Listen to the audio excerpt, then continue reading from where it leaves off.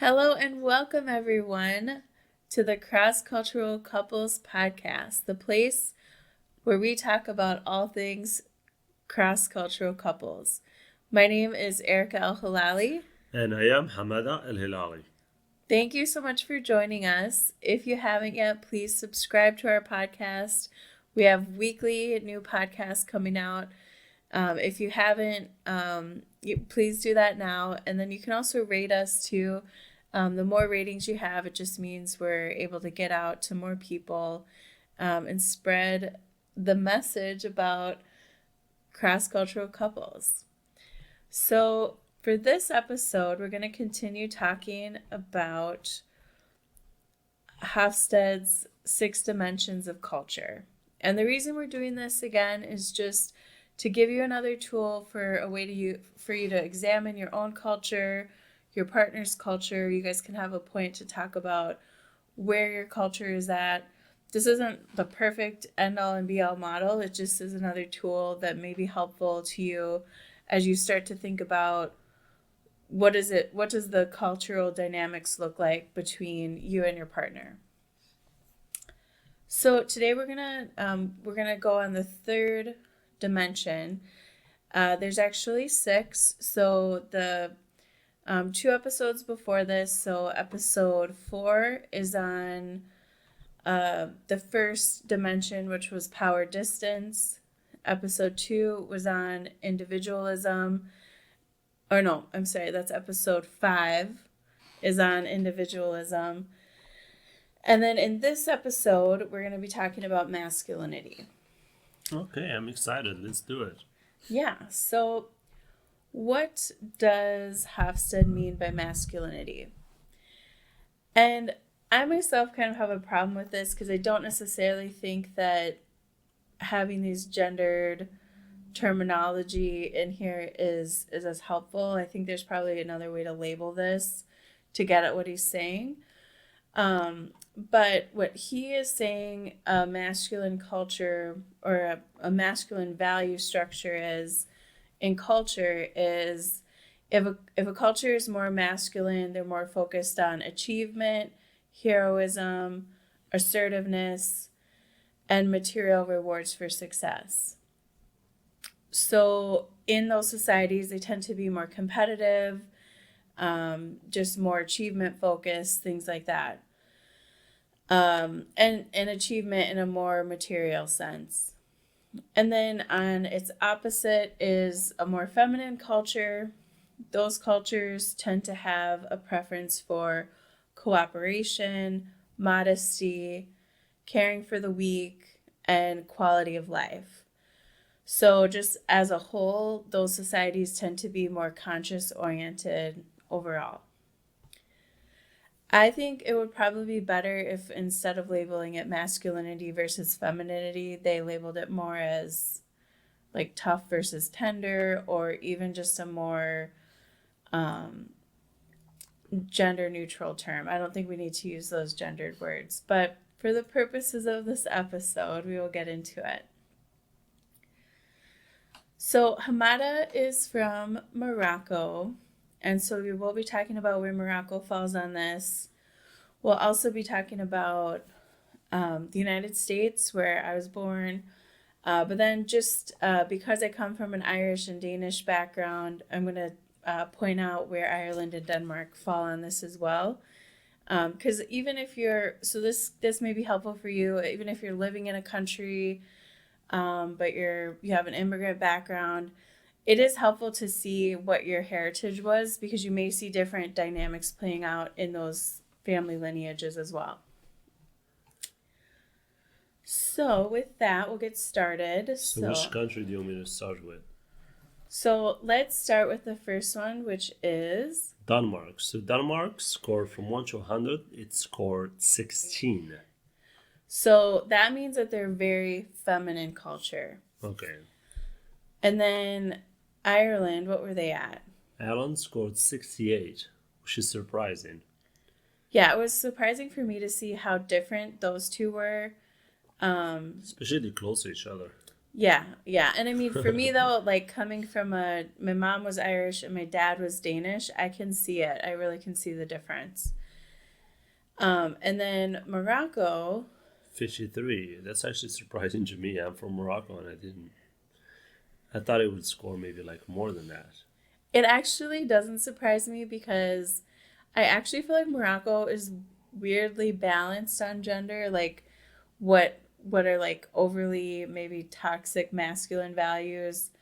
I think Morocco is a little bit more balanced on that than people Yeah. give it credit for. Because if like for example, my mom is the boss at home. Hmm. Like my mom is the one that really make decisions, and my dad just basically like work and bring the money, and she works at home, and but her decision is always the decisions to go.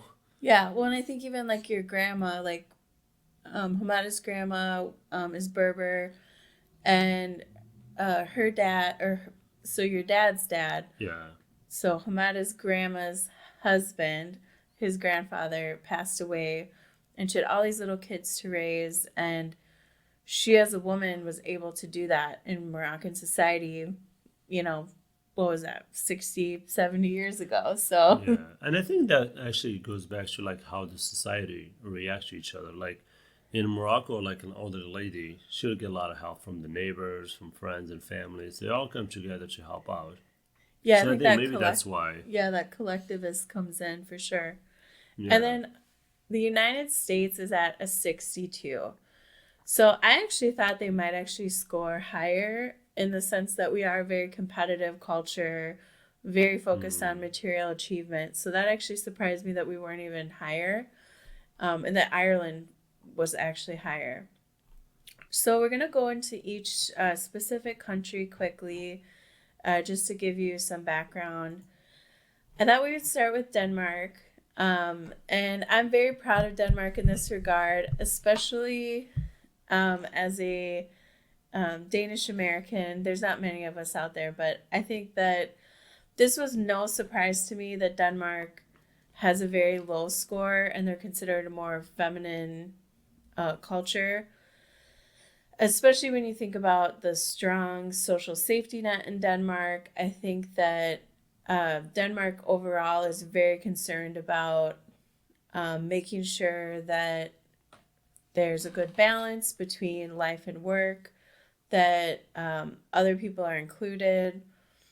I also think that it's really interesting to see like what people value. So in Denmark, equality is valued very high, and so in America, maybe that's not as much of a value.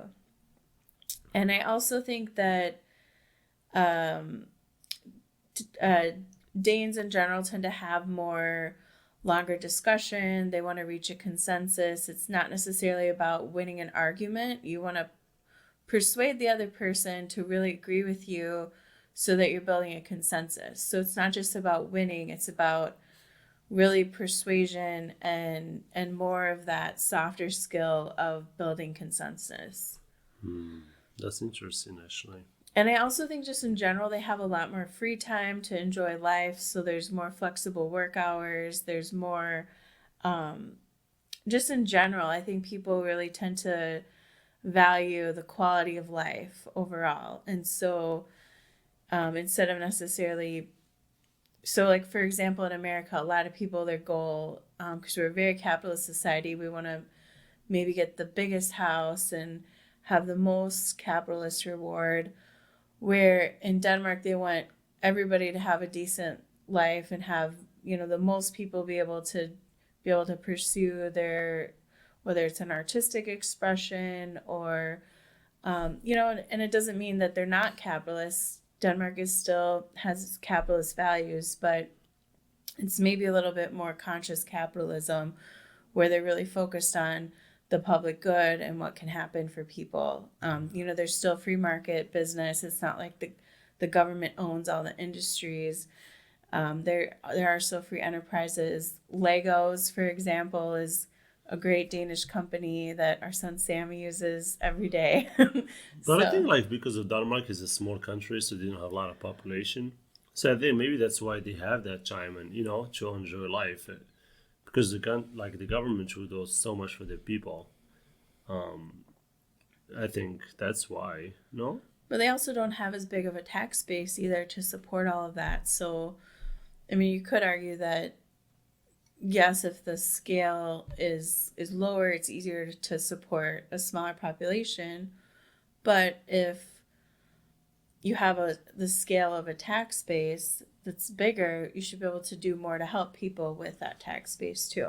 Yeah, but maybe they don't like spend a lot of money on like foreign policies and all that. So maybe that money they use for their people.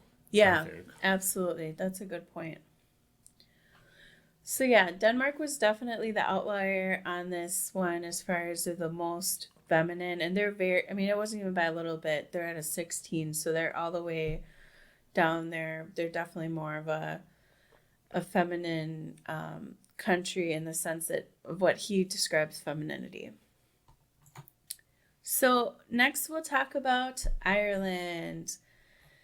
This one, I was surprised Ireland was more masculine than America. That's what actually surprised me the most on this, is because I would have assumed America was higher on this. I just would have. And I think, really thinking about it, I think that in general, Is it because they're more like religious maybe in Ireland? I don't know. I think that's a good point. I do think that the Catholic Church plays a huge role just in, it's permeated in all of Irish society in so many different ways. But I also think that just the Irish in general are more boisterous. So they're just more vocal, like even about like being proud about their achievements and their accomplishments. Like I think a lot of like Irish people, you'll see like them bragging about things and they want to embellish on things. And there is kind of a flashiness in a way as far as wanting to show off a little bit. And so I could see that being part of like an underlying part of Irish society. I also think that conflict is really interesting in Ireland. Just from my own Irish Catholic family, conflict was not something shied away from. It was definitely like you wanted to win the fight. It wasn't like, oh, let's build consensus, which was the Danish way.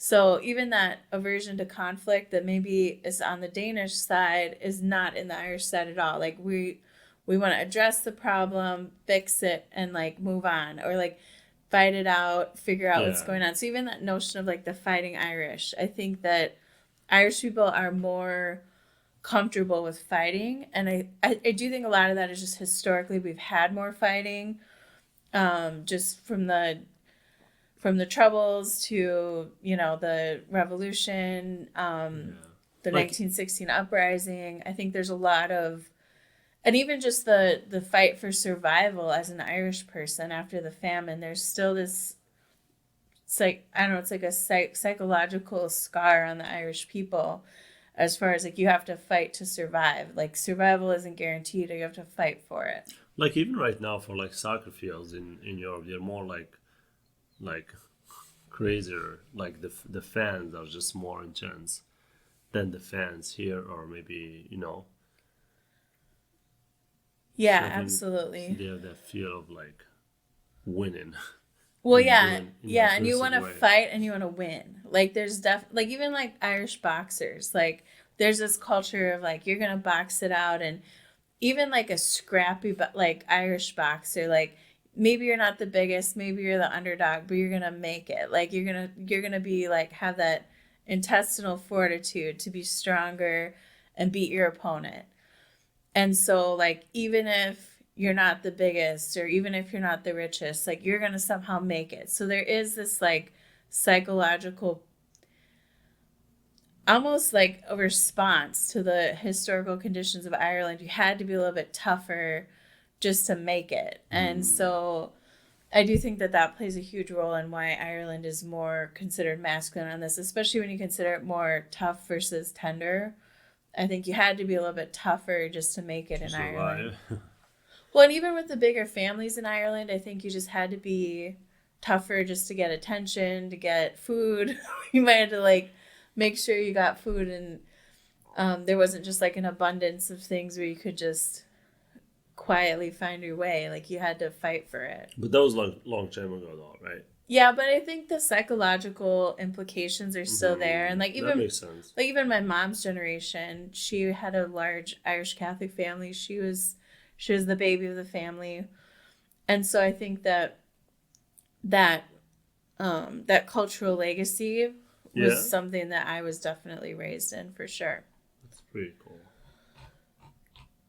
So now let's talk about Morocco. So Morocco scored just right before 53, right? Yep, 53. Which is the second after the US or Nope, they were Tunisia? Let's see. So Morocco was number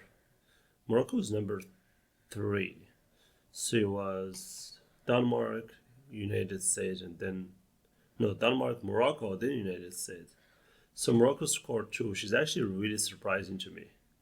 Because I grew up in Morocco and like, oh, the man is like, like, but true, I'm actually surprised. But in the other hand, like my mom was actually had a lot of power in the house, like not just in the house, like even in the street, like our neighbors, our families, like the mom and the sister had a lot of power. And I can see why Morocco actually scored the 53. yeah, and it's I think because they're right in the middle, I think they couldn't really conclusively say one way or another what they are. And I think Morocco has some really interesting dynamics because there is the dynamic of patriarchy and I mean all these societies are patriarchies, but I do think that the patriarchy in Morocco is a little bit different. Um, and I do also think that because Morocco is also the most collective country, that maybe helps mitigate some of the other more competitive forces that would make somebody more on that tougher side of Yeah. culture. But if you think about Morocco, for example, like we said, it scored after Denmark, which is like the second more feminism, right? So, like if you look at Fes, for example, it has like an old university that was built by a woman. So the woman did have a lot of power in Morocco. It really did. Mm-hmm. So maybe that culture stayed with all the years. It stays with the Moroccan moms and Moroccan females, and I think it's historical that, like I said, the first university was built so long ago by a woman in the old city of Fes. Check it out, Fes, Fes. Yeah, and I also think that women in Morocco have, especially once you become like a mother, you have a power in Morocco that's really, really strong. Like people, I noticed from when I first went to Morocco until even now. So when I first went to Morocco, I was younger. I was 20 years old. And then now, the last time I went back, I was in my 30s. I was a mom. And anytime people saw me with my child, there was automatically more, like, I just felt like people were more respectful. Like, as soon as you become a mom in Morocco, there's just a lot more respect towards motherhood in general. Like, even just like people at the airport, like through customs, and then even just like out at cafes. I do think that because the family is so important in Morocco, mothers do have a kind of a special role and a really revered role in the society. Yeah, she has a strong, like the mom has a strong role. Like you can, let's say you're in a fight with somebody when we were kids. If somebody like says something about your dad, you don't really care as much as if he says something about your mom. You get so defensive when. And I do think that's true here. Like, I mean, but I mean, even I don't, it's definitely not as strong as in Morocco.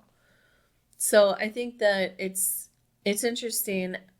I also think America has this weird, very toxic masculinity trait going on where like even men won't, a lot of American men, of, friends I have who are married to American men, they don't necessarily have a lot of friends who they're close with. So then they make their wife kind of be that person who has to hold all of their emotional connection Yeah. and discussion with. And I don't ever have that problem with you. Like I'll hear people talking about it and I'll be like, oh, that's so weird because like Hamada has like you have more friends than I do, and like you talk with your friends, like you have really good friendships. Yeah, like in Morocco, we keep a lot of friends. Like when I moved here to America, I see a lot of like people go doing stuff with their partners, and it's fine. You can always do things with your friend, like with your partner, but you kind of really need your friends too, because your partner can never be a friend Yeah. in a certain way. I mean, yes, it's a wife. You like you share life with them, and you want to make like success. You want to be successful. You share the same values and everything. But I think friends are really important to have because it just helps you emotionally to have somebody there to be a friend, not just a wife or a husband. You want a friend. Yeah, and I think it puts so much pressure on the wife in that situation if she has to then hold all of your psychological and emotional weight because you're not really giving that to anybody else. I do think that it really puts a strain on marriages, and I think that one of the good things about being in a cross cultural marriage is you can kind of see these differences, and so you can see, oh well, my husband is Moroccan or whatever the case is, and he doesn't have that problem. But then say why doesn't he have that problem? And it does go back to something that's happening in the dynamic in American culture. But it makes me really cognizant of our son Sammy. He's growing up in America as a man. I want him to model what you're doing as far as building those friendships and not I don't want him to save all of his emotional stuff only for his romantic partner. I want that to be something that where he feels more comfortable sharing some emotion or sharing if he's having a problem, like he can go talk to a friend about it. I don't want it to only have to be, oh, he's not allowed he's supposed to be this strong, tough guy and Yeah. never really be an emotional person outside of his marriage or his relationship. Yeah, but when you say like when you talk to your friends or family about or your wife or husband about your emotions, I don't think anybody think any weakness out of you when you talk to them, you know. But I think some men or some women they think they're weaker when they talk to their partners about emotional things, and maybe sometimes they don't want to talk to their partner just because they think, oh, if I tell him my emotions, he's gonna think I'm weak. But it's not. You're really not. Just if you feel like you need to talk to somebody, go ahead and talk to somebody. Don't worry about the outcome. Don't worry about what people think or what your partner would think about it. Yeah, and I think it's really good to see what those dynamics are and then decide what works in your relationship, but then also what values you want to pass on to the next generation, and how you can kind of foster some dynamics where he's gonna Sammy's gonna be growing up in a American context, but are there ways we can try to foster some different gender dynamics, different expectations of what it means to be a man than maybe what Yeah. he's getting from the society around him? But yeah, like for example, like when you're in the U.S., for example, I live in the U.S., so I pick what's good, what I think is good, and I pick what's good from Morocco, and I just balance both of them and just use it. It doesn't mean that what Moroccan do is wrong or what American do is wrong. It just I try to like balance between the both and try to come up with an outcome that I think it's a good outcome. Um, like for example, the men here will don't want to share their emotions with their wives or their partners because they think they're weak. I don't judge them because they're maybe that's what they think, maybe that's what they maybe that's what they believe, maybe that's what they think it's right, and I respect that. I respect their decisions. I respect their what they believe. But I think when you mix and match the cultures and try to pick what actually works for you and makes you happy, I think that's a better outcome for me and my family. But again, you're free to believe what you think you should believe, Well, and you know? I think it just goes back to just being more conscious. And when you're in a cross cultural relationship, you have to be more conscious. You have to be more cognizant of am I doing this just because it's an old social pattern or social cue that I've been conditioned to believe in? Or is this really what I want to be a, a pattern that I'm either putting in with my children or in my current relationship? So it's really just raising your consciousness to be more aware of what dynamics are at play and how they may be interacting in your relationship and then your larger family dynamics as well. Yeah. So let's talk. The last one we're going to talk about is the United States. So the US was at 62. So they were also in the middle with Morocco, but on the higher end of the masculinity scale. They're actually lower than Ireland, which I'm still wrapping my head around and surprised about. I do think that part of the interesting thing that's going on with that masculinity definition that he uses as far as really having that winner mentality or being the best there, I do think because we're such a capitalist society in America, there is that sense of competition. And I think that even starts in schools themselves. I think I mean, just the business culture is very competitive, and you want to specialize in a field. You want to be the best at something. And it even starts when you're younger, whether it's taking a test and wanting to get the best results on a test, or whether it's um, in the different athletic activities. You know, everybody wanted to win. I do think it's interesting with the millennial generation and younger.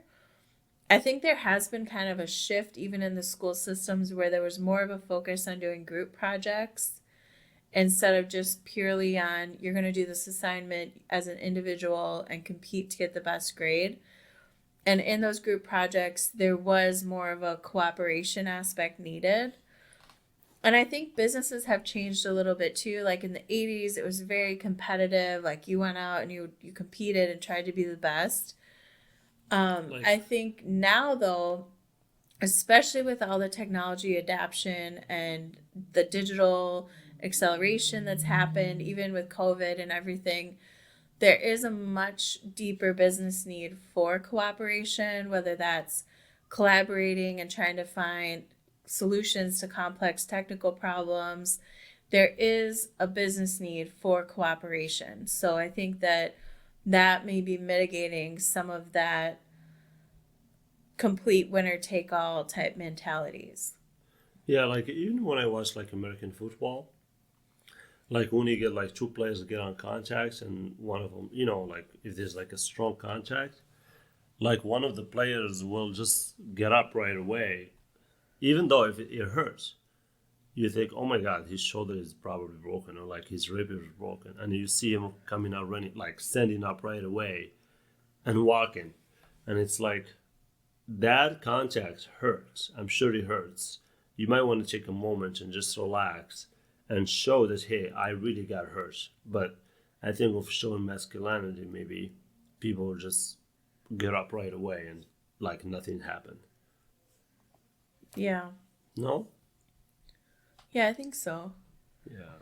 I don't know, I think that there's very much a huge part of American culture that goes back probably since the first immigrants who came over, very much this can do mentality as far as like, we're going to do it, we can get through it. And a lot of that went back to just you had to rely on making it work. Like, so maybe you didn't have optimal conditions if you were starting a homestead, or maybe you didn't have optimal conditions if you were living in a immigrant housing or something like that. I think that there's just this notion that you're not going to have optimal conditions when you come to America, but you're going to make it. And so I think that is something that Americans, we want to make it. Like we want to feel like we've done something and we've succeeded, and then we'll want to tell people,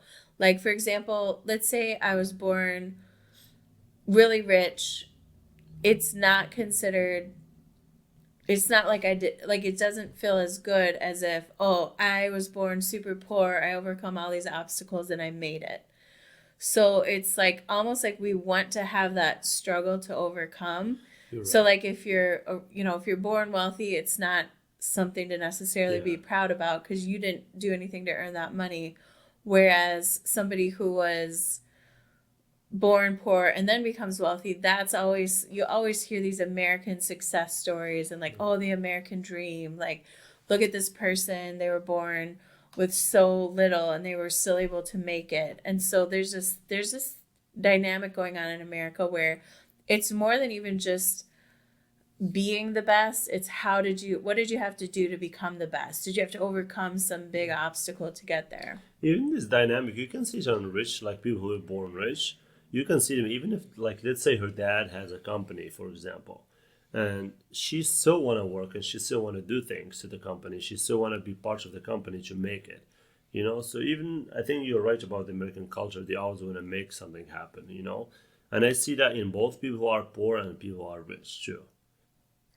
Yeah, and yeah, you're right. Like even in America, if you are born rich, then what did you do with that wealth? You Like, still, did you yeah, do something with it? Like either did you help accelerate the business and grow it yeah, and you stronger? see a lot Even too. did you start a foundation to help people? Yeah, Like there's this whole notion that do from something. whatever, Yeah, yeah, whatever your starting point is, you need to do something to change it, whatever that looks like. you're right. I do think that one of the things that does though is it does create this dynamic where within our foundation of what we said we valued, we have this whole notion of liberty and justice for all. But when you're out there trying to achieve these phenomenal and great results, that's going to obviously lead to inequality just naturally. And I think that goes back to where just Americans are more comfortable with inequality than maybe the Danish culture or some of those the more feminine cultures are, because they realize they're like, well, there's this notion that, well, they did something extraordinary and that's why they have that extraordinary wealth. And it's such a huge ethos and mythology that's built up in America that I think that's something that it'll be interesting to see how that changes over time.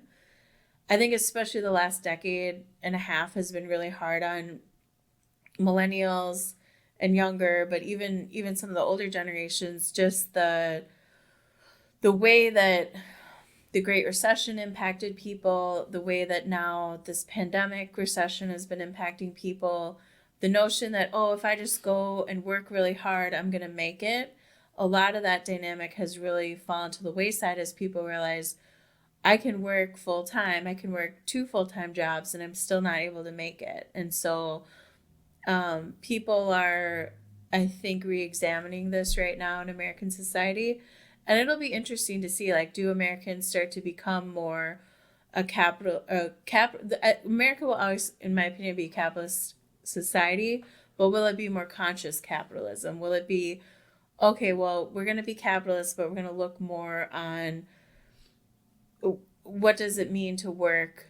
If you do work full time, should you get paid a higher wage? Should you get paid should you have to pay such exorbitant amounts of money for healthcare for not great coverage? So I think that Americans are continuing to reassess this, and that's an ongoing struggle and debate. And I do see a divide between the generations, even when you look at polling that's been done between people that are under 40 and over 40. People that are under 40 are more open to more what traditionally would be called socialist programs, whether that's student loan forgiveness, having the government more involved in healthcare, having more wages being set higher at the federal level, whether that's minimum wage or whatever it is, hazard pay, things like that. So it's going to be interesting to see how this changes over time. But it kind of, I think, goes back to in America, the school system changed. There was this change between how my mom was educated, where it was more competitive, winner takes all type of education, to then more this group project, collaborative, let's work together to solve problems. I think that change could then filter down and change into other values in society as well. Yeah, and countries always change. They always change from one thing to another, which is they don't change like the core of the country, but like little stuff like changes with time, I think. Yeah. Well, and I think in the context of your relationship, it's good to look at what your values are as far as where it falls on this for you. So like Hamada and I are both very much in, I think both of us tend to be more masculine in the sense of where we want to achieve, we want to do things, we want to succeed. That's been something that's always been in us. We've been very entrepreneurial. We've been um, doing different projects, things like that. And so I think that could be, I do see that dynamic shifting a little bit now that we're parents, and me starting to look at what's really important, what do I really want my legacy to be. And so I think that that can change over time. I think you tend to be more competitive maybe when you're younger, and then as you get older, you start to see how important those social connections are, Yeah, and how do you establish those and keep those firm. it's true.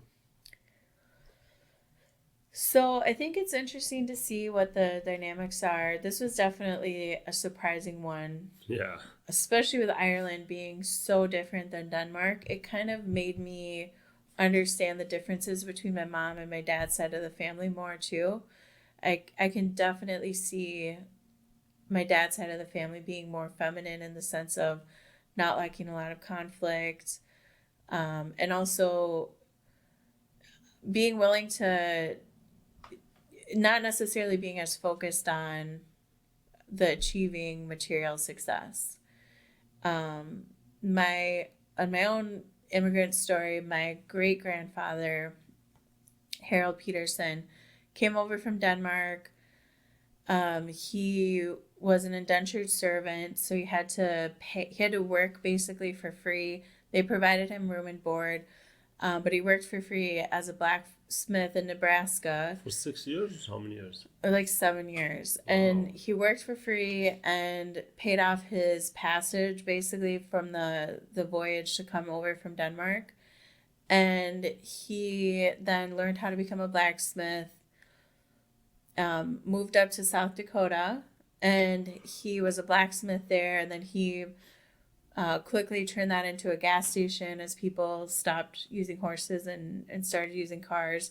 And he had a huge business in Aberdeen, South Dakota, and definitely had his own American dream story. And then he set up all of his sons in a trucking business, and they were doing well. And then that second generation kind of lost it all. I think a lot of he actually lost one of his sons who was a pilot in World War II.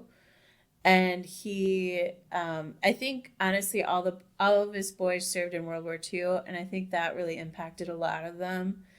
And back then, they didn't talk about PTSD or anything like that. I mean, and even just the grief of losing your brother in the war, I don't think they talked about it. And so I think that just impacted that whole next generation. And so, the immigrant came and made it big, but the next generation lost it.